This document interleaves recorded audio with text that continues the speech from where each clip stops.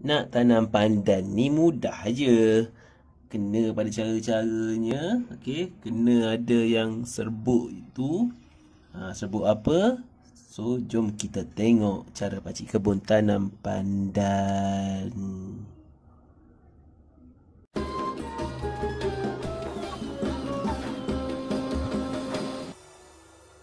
Okey, hai, bersama lagi dengan Pakcik Kebun. Okey, hari ini Pakcik Kebun nak tunjukkan cara untuk kita tanam daun pandan. Okey, dekat rumah tu kadang-kadang kita naklah juga buat daun pandan ni.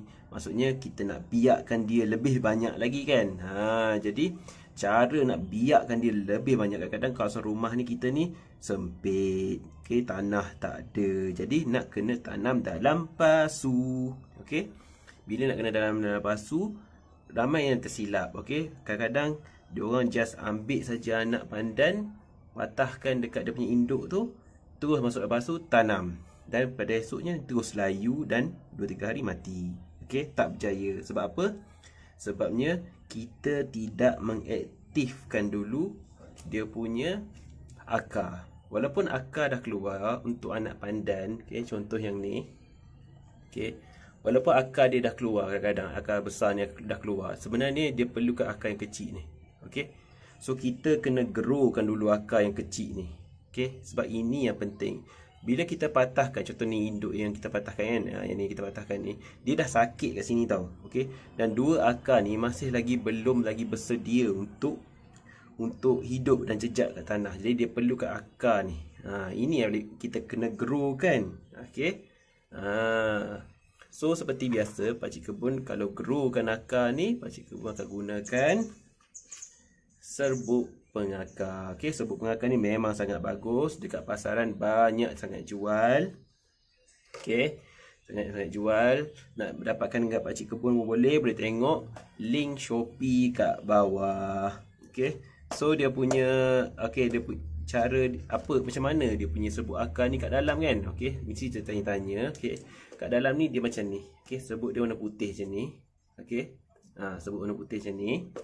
So ambil je satu sudu teh ni. Okey, macam air satu mangkuk macam ni. Just tuang je satu sudu. Okey, dia akan jadi air warna keruh macam ni. Okey, so air keruh macam ni kita pun rendamkan saja dia. Rendamkan saja dia. Biarlah 2-3 hari ke seminggu ke, sampailah kita boleh nampak dia punya akar yang baru keluar. Okey. So bila akar baru dah keluar, itu menunjukkan bahawa akar dia dah mula aktif. Maksudnya dia dah boleh hidup sendiri. Itu menunjukkan bahawa pokok tu dah ready untuk masuk ke tanah. Okey, ditanam atas tanah. Okey, so boleh dapatkan serbuk ni. Bagus.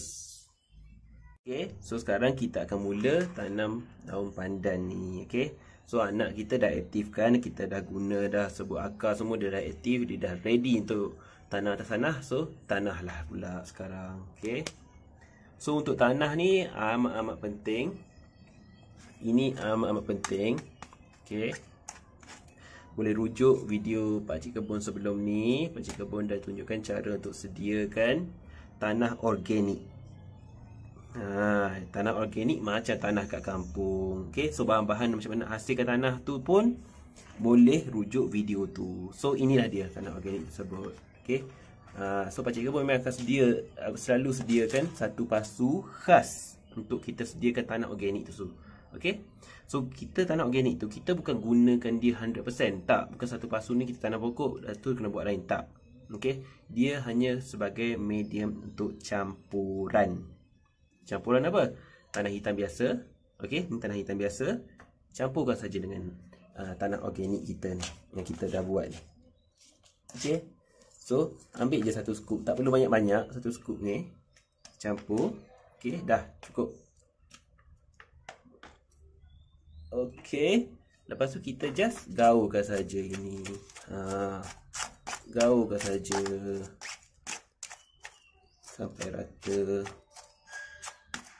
Sampai bawah-bawah gaul tu. Sebab apa? Sebab kita nak bagi dia rata. Okey, Dan tanah pun masuk oksigen sampai ke bawah. Tak adalah pokok nanti terkejut kan.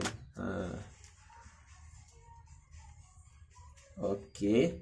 Okey, dah siap. Dah rata. Okey, seterusnya kita akan korek lubang sedikit untuk kita tanam akar dia. Okey. Okey, kita dah korek lubang sedikit.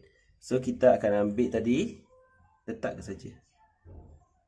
Kalau akar dia panjang ke sana, jangan patahkan akar dia. Okey, kalau anda just korek saja untuk memberi laluan pada akar dia. Okey, nampak? Okey. So bila dah macam tu, jangan sekali biar akar dia patah, jangan.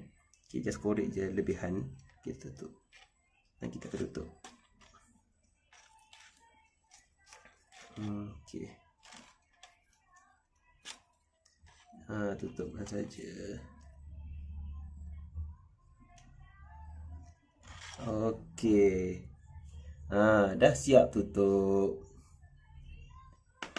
Okey. So, nampak? Sempurna kan? Okey, dah siap itu, kita tak nak bagi akar terkejut, tuang je air. Air akar tu tuang je.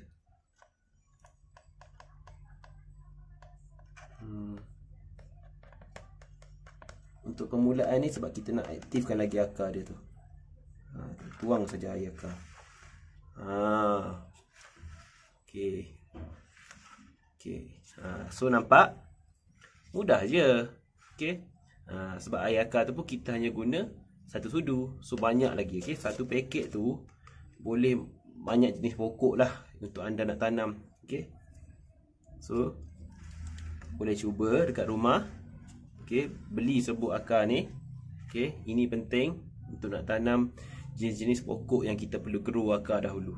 Okey. So boleh dapatkan dekat pasaran. So ini dia kita punya pandan. Cantik kan? So ni bolehlah letak kat dapur. Sebab dia tak adalah menjala besar. Setakat nak guna sikit-sikit, boleh je petik dia je. Okey. So nampak? Nanti kalau dah besar sangat, baru pindah ke pasu yang besar. Sementara kecil ni tak apalah, kita buatlah miniature pandan. Tak ada orang buat, kita buat. Okey, so boleh cuba kat rumah. Tanam pandan ni senang je. Yang penting akar dia dah ready untuk hidup atas tanah. Okey, dah ready untuk hidup atas tanah. Selagi akar dia tak ready, dia akan layu. Make sure akar dia ready dah. Okey, boleh cuba kat rumah, ya. Dan jangan lupa tag Pakcik Kebun jika anda pun dah mula menanam. Kita sama-sama sharing. Okey. Dan jangan lupa subscribe dan share video Pakcik Kebun ni untuk orang lain dapat juga perkongsian ilmu ini. Okey. Okey, jumpa lagi.